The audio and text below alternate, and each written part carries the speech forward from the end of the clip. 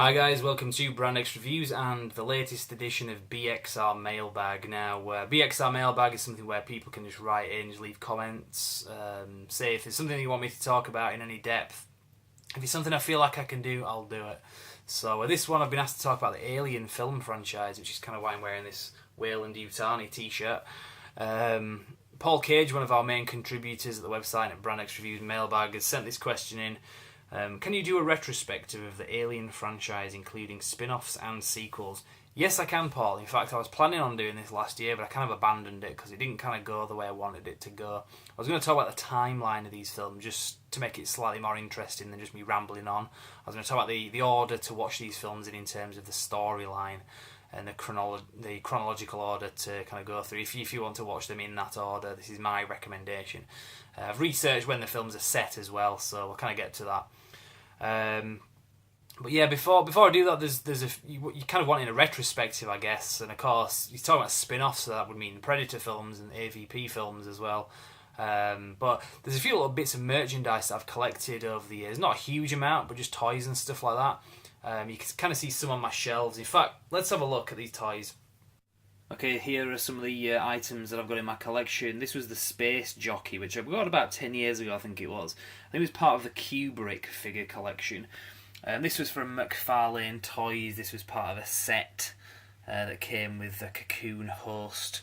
It's a pretty nice item. I just kind of keep it on my shelf. The host I've got further up on one of the shelves, but here's one of the other Predators. I think this is supposed to be the Predator from the second film, the one with Danny Glover.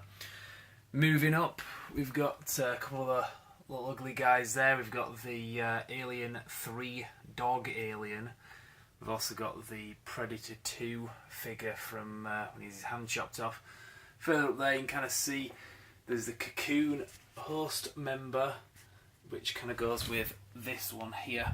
But then we've also got above that an Alien Resurrection Alien, which isn't a very nice one. That's why I kind of keep it out of sight on the top shelf. But that's just something that I've got in my collection. Also there's games and comics too. There's quite a lot of Alien and Predator games, such as the Alien Trilogy for the PlayStation 1. That's the only one that I owned. I've never really got into the computer games, but this was one. I seem to remember it was quite good. As I say, it was not PlayStation 2, this was the original PlayStation game. There's also the Alien vs Predator Trilogy and a load of other ones. Comics too, there's also the Alien vs Predator graphic novel franchises. Now there's quite a few of these that they did. There was various ones. There's like Alien versus Predator versus Batman versus Superman versus Terminator. They all kind of threw them into the mix. It was a very 90s thing that they did, but they're quite good. And of course Alien versus Predator went on to be the series of films that they did. So yeah, there's that. There's also these that have come out quite recently by Funko. I don't know if it's a brand name or the company name. But they do pop vinyl figures. I'm sure you know what they are if you're a collector. But they've also done these kind of retro-looking toys where they're kind of based on the old Star Wars toys, where they're very, very basic kind of limb movement, but they look kind of nice for adult collectors. The packaging of these is very similar to the old Kenner toys as well. You can kind of see there from the 70s and 80s. You can kind of see what you can collect there. But so there's also Predator. There's quite a few ones. There's a Predator one that I've got here as well. Kind of cute looking. Not really something that kids would be kind of happy playing with now. Very basic and old fashioned. That's the box for that, and you can see some of the ones that are available. They do other lines of toys as well. To that company like Terminator and Firefly, Back to the Future, that kind of stuff. I think I've reviewed a couple of them already. But so that's the collectible stuff out of the way anyway. So I'm going to talk about the films, as I say, in chronological order, the timeline, the order to watch these in terms of the story, not necessarily the order that the films were made. So the first film in the actual series, in the way the story begins, is Predator 1, which I don't really need to talk too much about because I'm sure you've seen it. The one with Arnold Schwarzenegger. That was made and set in 1987.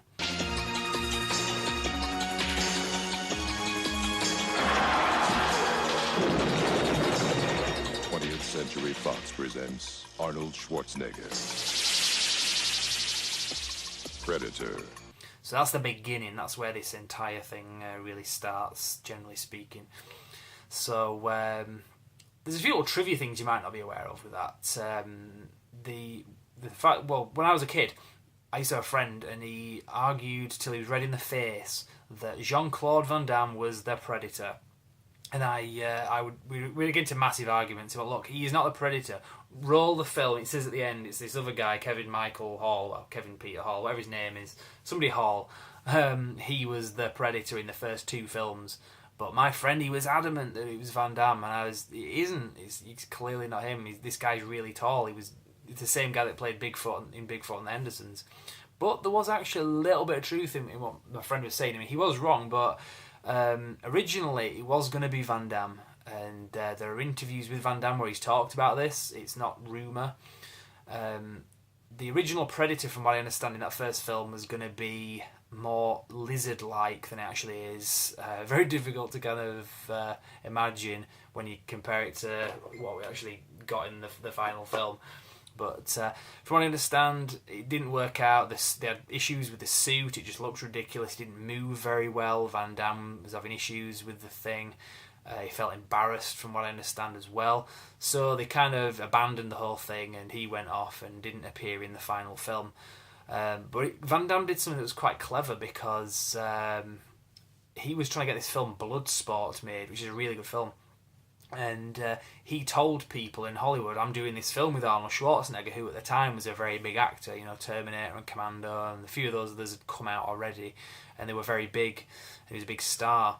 So to go out and say, I'm starring alongside Arnold Schwarzenegger, that kind of it kind of sells you as being a big actor. So he used that very cleverly and got support for his film Bloodsport to be made and edited and stuff and released.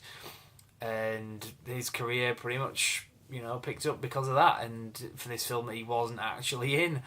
And again, like I say, people kind of must have known about it at the time, because a friend of mine at school, this is before the internet really knew about it. So I know that he talked about it in interviews. I think there's an interview with Arsenio Hall where Van Damme's talking about this. You worked with Schwarzenegger.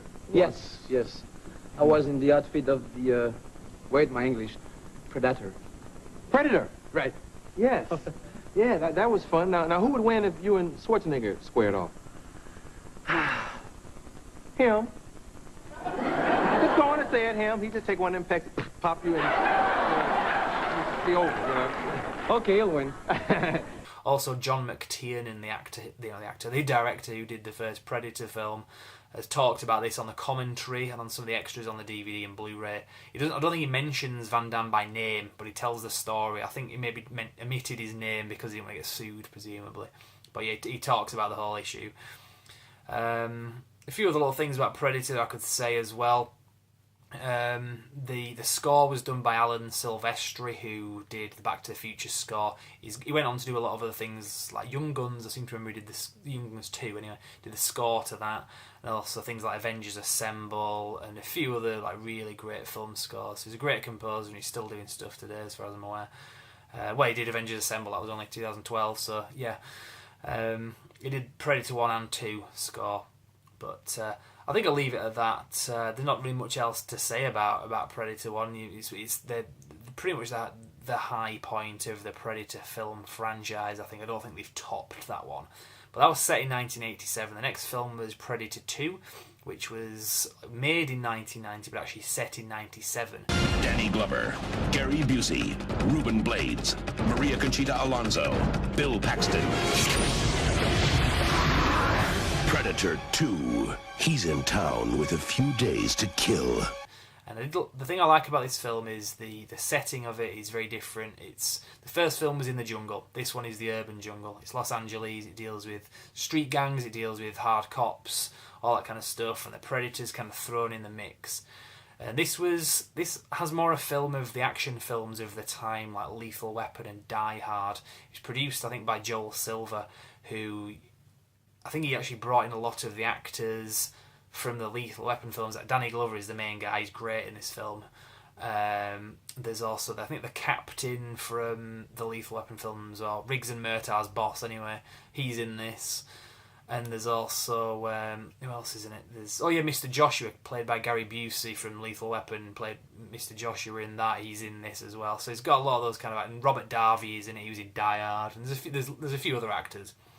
There's also the character played by, is it Bill Paxton? I think that's his name.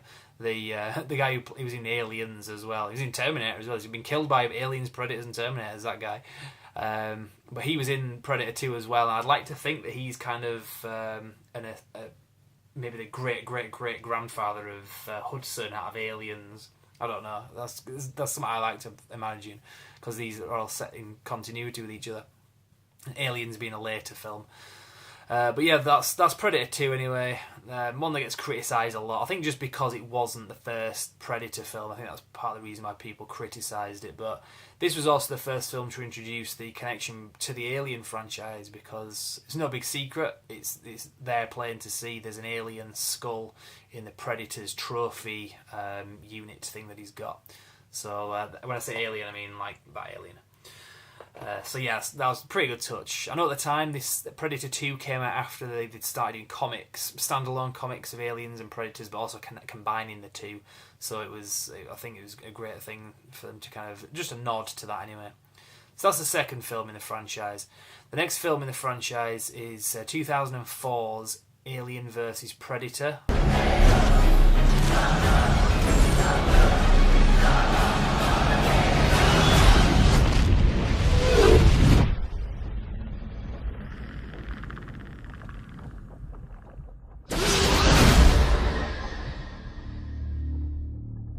I'm going to just refer to that as AVP1. So AVP1 was set when it was made, so 2004. So in the timeline, this is 7 years after the events of Predator 2 in the timeline. Not a great film. It's got a few nice little things that I liked about it. Both AVP films do. Things like the sound effects and the score do kind of borrow elements from the Alien films and the Predator films, which I thought was a great touch. The main thing I like about AVP1 is the connection to Aliens, which I'll get to, where it's got Lance Henriksen, who plays a character called Charles Bishop Wayland. Now, in Aliens, you've got this android called Bishop, played by Lance Henriksen, that is owned by the Wayland-Yutani Corporation. That's this t-shirt. So, you've got Charles Bishop Wayland, Bishop being the android that was presumably based on this guy, because he looks like him, and also Wayland, which is the family name, the company name, so presumably he was one of the founders or one of the early, member of the family, basically. And so yeah, I thought it was a great touch, but the film itself was weak, the characters were very forgettable, and it doesn't have to be gory or anything. I mean, the first Alien film isn't gory, but it has suspense and stuff like that, but the AVP just really didn't, and it felt like a computer game. It was directed by Paul W.S. Anderson, who did the Resident Evil films, which are shit, and based on computer games. This film felt like Resident Evil, it felt like a computer game. I enjoy watching it to a degree, but it's not any of the other films. It's one of the low points of this film series. So it's 2004. The next film was Alien versus Predators. No, I'm wrong there. Sorry, Aliens versus Predator, because there's multiple aliens, there's one Predator, really. Requiem. So AVP Requiem. Fuck you!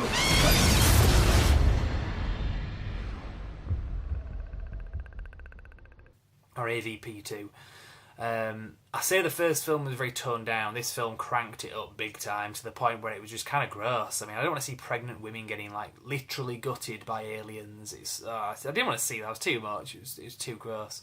But again, the characters were very forgettable. There's some good stuff about it. Again, visuals, the score, the sound effects. I know some of that is part of the reason why it gets criticised, the visuals and the cinematography. But I kind of liked bits in this. There's a bit where the alien is in the power station. I thought some of the visuals there were great. And it introduced like a lot of new weapons and stuff like that as well, which I thought were really good. But that's looking for the positive, that really is. Generally speaking, the AVP films are the low point. I'm sure most people will agree with that. But yeah, so AVP2 is set pretty much on the back of AVP1. So again, 2004 as far as I'm aware. Those two films are set back to back, and I usually watch them back to back. If I'm going to watch them, I'll watch them together, just to get them out of the way, basically. They're not that bad. I don't know, but guilty pleasure for me. But yeah, I wouldn't really recommend them. You can give them a miss, I guess. So that's the first 4 films. Now, the next film, the 5th film in this series, in the timeline, is Predators, or Predator 3.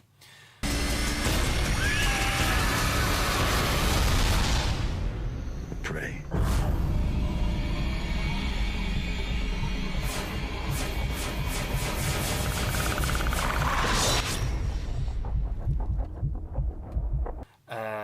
I like that film. I think that it was definitely putting it up a notch back to what the original Predator films were. It's probably in the trilogy, the actual Predator trilogy itself. I think that the film itself is kind of the weakest of the three, but still, it's got a lot of good points to it. So I don't really have an issue with it. The score, as I said, the first two Predator films was done by Alan Silvestri. The score to this one, because Silvestri wasn't available when the film came out, but it was a different guy, but the score was pretty much identical. They used the same score, they just kind of had a different person to compose it. So again, it felt like it was a Predator film. It wasn't kind of trying to leave the AVP films behind. Now the film, talking about the timeline, it was released in 2010, and it was, as far as I'm aware, that's when it's set as well. So that would be 6 years after the events of AVP. Well, both AVP films.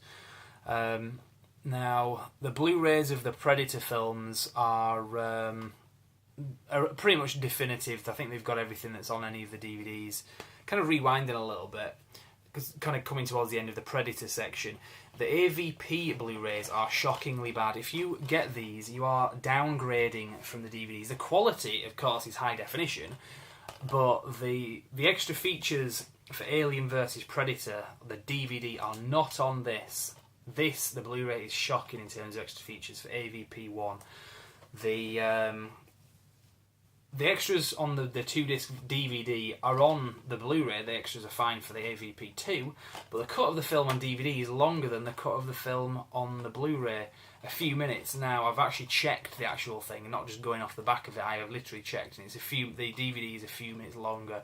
There's no excuse for it. I'm sick of it when they do this, when Blu-rays are downgrading you. If you're upgrading, you want to be able to get rid of these DVDs because you don't need shelves filling up and stuff. Plus, maybe sell them, recuperate some of the money that you bloody need to buy Blu-rays because they're expensive. So it pisses me off when they do this. They do it so many times. Things like Star Wars, Blade, Spider-Man, Terminator. There's loads of examples where the DVDs are actually content-wise in some ways better. So, but obviously, Blu-ray is high definition, so the actual film when you're watching it, you can see a quality difference. Usually, anyway. But that's the kind of rewinding it there. So that's all the Predator stuff out of the way. But as I say, that's not an issue with the Predator trilogy. If you get this, as far as I'm aware, you get everything that's on any of the DVDs. So that's that. So those are the first 5 films. A couple of last little things actually about Predators that annoyed me. It was more the trailer than anything else. The trailer had this bit in it where you've got the main character Adrian Brody, played by Adrian Brody, who has got like a Predator laser on him, and it goes on his head, and then there's another one, then another one, then there's like multiple ones all over him. That bit doesn't happen in the film. In that scene in the film, it's one laser that's on him, it's not multiple ones. So that was kind of a bit misleading. Also, the bit with Lawrence Fishburne as well. He is in the film for about 10 or 15 minutes at the most. When you start from start to finish, he's in the 10 or 15 minutes worth of the film. But in the trailer, it kind of makes it out like he's in it for longer than he is. In the trailer, he's in the trailer from start to finish. In the film, he's in a 15-minute segment. That kind of annoyed me.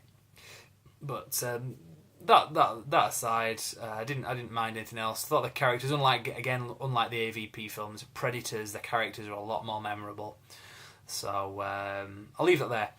So that was 2010 when the film was released, and also, as far as I'm aware, set. The next film in the timeline is set 79 years after Predators, and that is Prometheus. That film is set... I say 79, it's set in between 2089 and 2093. I know there's an opening sequence that is like prehistoric, but generally the film is set between those 4 years, 2089 and 2093. If you don't stop it, there won't be any home to go back to.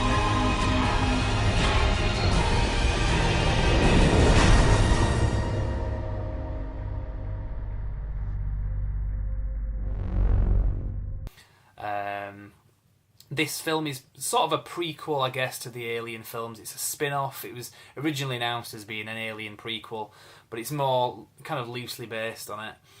They are doing a sequel to this, and I didn't like it when it first came out. I was kind of disappointed. I felt let down. It wasn't the Alien film that I wanted or expected. I left it about a year after having seen it at the cinema before I watched it again, which is unlike me. Usually if I see a film at the cinema, I'll watch it 4 months usually later when it comes out. I'll buy it and I'll watch it again. For example, Fury, the film that came out, the World War II film with Brad Pitt, came out last November, I think it was. It's out to buy tomorrow, and I'm going to buy it and I'm going to watch it tomorrow 4 months after because I liked it. Wasn't the case with Prometheus. I left it a year before I actually bought this. But having watched it again, I actually liked it, and it's grown on me a lot as this. And they're doing a sequel, and I'm looking forward to it as well. There's a lot of dumb issues with this. They tried to make it more intelligent than it actually is. But like the bit with the snake alien thing, and you've got these two scientist guys, and they've run away from everybody because they're scared. And then they find this like snake alien that's like hissing at him, and he's like, "It's beautiful, it's beautiful," and it rips his face off. What a shock, guys! That's universal. Anything that's hissing at you. That's universal code for get the hell out of my face. That was a really dumb moment. But it's great there's a lot of practical effects in this. There's a lot of bits where they shot it in CGI, but then they kind of shot it like... Well, not shot it in CGI, but did a CGI version of certain bits, but then did like a practical effects version. You can compare the two. Eventually, in the finished film, they went with the practical effects because they look better. And if you get this version, the 3D version, you don't need a 3D TV to have this, but this one has more extra features, just standard Blu-ray features, than the normal Blu-ray, which is kind of, again, stupid. Why didn't they just put that on the normal Blu-ray? You have to buy the 3D version, which was about £30 nearly when it first came out, which again was part of the reason why I left it a year before buying it. But that's Prometheus anyway. I'll kind of leave it there. They are doing a sequel, as I say. Michael Fassbender, who's in the film, has said, I think it was last May, said they're definitely doing another sequel, Prometheus 2, directed by Ridley Scott. And I think Noomi Rapace will be in it as well. So that's set in around about 2093 when the film is set. There is also a sequence at the beginning with Guy Pearce, who plays a character called Peter Wayland, who I assume to be, again, it's Wayland Yutani, the company. So I assume he is some relation, either son or grandson, of the Charles Bishop Wayland from the AVPs. So it links in with that if you want it to, anyway. Now that video where it was set in 2023 was that's not in the film, but it was a promotional thing on YouTube, and also it's on the Blu-ray as well, where he's talking at the TED 2023 conference in the year 2023 about science and philosophy and technology, all that kind of stuff. So that's again quite interesting. The next that was the sixth film in the chronology. The next films are just basically the Alien films. I'm conscious of time, so I'm going to try and cut this down into the next 5 minutes. The first Alien film is the next one that is set in 2122, so that's about 30 years after Prometheus.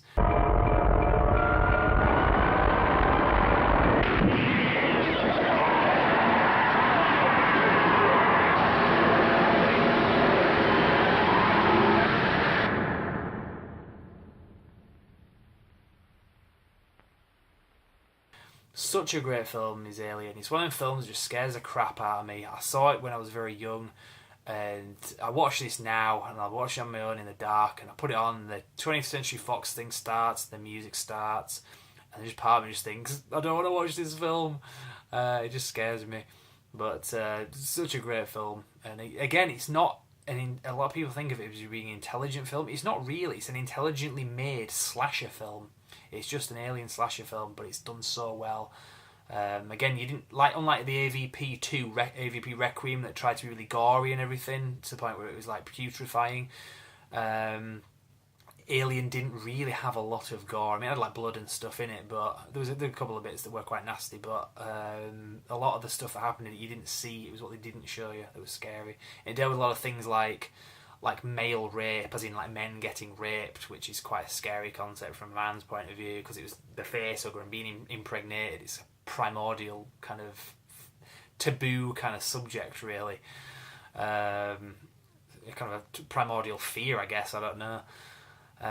But yeah, there's so much I can say about Alien. I'm sure you've seen it, so I'll kind of leave that. So that's 2122.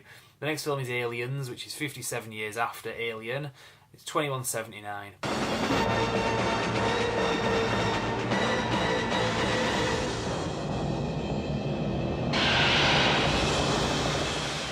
Aliens. This time, it's war. So that film, well, $21.79, I think, ish. So yeah, that film is more of an action film. I think it's the highlight of the series in a lot of ways. I do love Alien. I think it's on a par, but for different reasons. Aliens isn't quite as scary, but it is quite scary. But the action in it is great. It's got some great moments in it as well.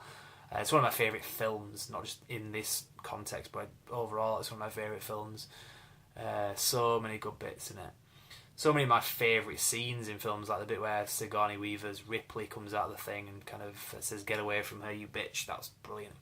There's Alien 3 anyway, that's the next film, which is set around about that, just shortly after the first, after Aliens, so that'll be $21.79 again. And we have no weapons of any kind? The fear is back. Ah! Don't look back, dude! Run as fast as you can! And most of all, the bitch is back.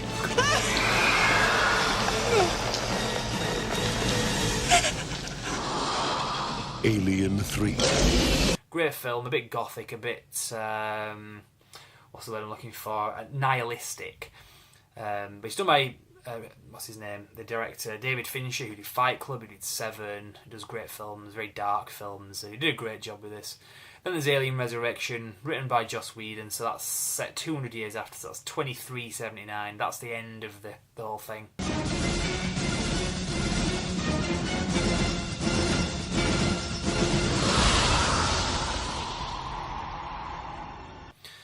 Not a great film, just kind of, they took the aliens and tried to make them funny. Didn't really work. I'll leave it there anyway, because I'm conscious of time. Now, there has been a revelation last week or a few days ago that Neil Blomkamp, the film director, is going to be doing an Alien sequel. So they are still doing Prometheus 2. They are also doing some more Alien films as well. And if you go to Brand X Reviews, just scroll down after this video somewhere, you'll probably see it if I get this video uploaded shortly. So Neil Blomkamp officially announced it anyway. It's all over the internet, I'm sure you're aware of it. There's artwork, there's concept artwork here and there for this and that. He was intending on having Sigourney Weaver as Ripley in the film as well, so I don't know if that's ever going to play out. And also the Hicks character from Aliens, played by Michael Biehn, is that how I pronounce his name properly? He was conceptually going to be in this film, so I don't know how that would work, but we'll see anyway. So I think I'll leave it there. I've rambled on for a bit too much, I think, so I'll finish that off. Those are the films, the 10 films in that order: Predator 1, Predator 2, AVP Requiem, Predators, Prometheus, then just the Alien films. Again, the Blu-ray of Aliens, if you are concerned about the extra features, don't be. It's a definitive set to get. It's got everything on any of the other collections, including the laser discs as well. So it's a great upgrade, and the quality is brilliant. Right, I'll leave it there. Thank you very much. BrandXReviews.com.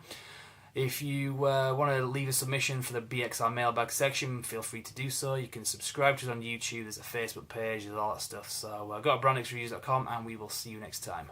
Thank you very much for watching. They're unstoppable! But we've got to give it our best shot! Thunder the Marines! We're the Space Marines! Drake, Ripley, Apone, Bishop, and I'm Hicks, armed with the latest high-tech heavy metal. Queen Alien breathing down your back? I blast her with the Bug Rocker. Button heads with a bull alien? Ripley frags him with the Turbo Torch. Alien invasion problem? Send in the Marines! Alien! Space Marine figures and alien figures, each sold separately.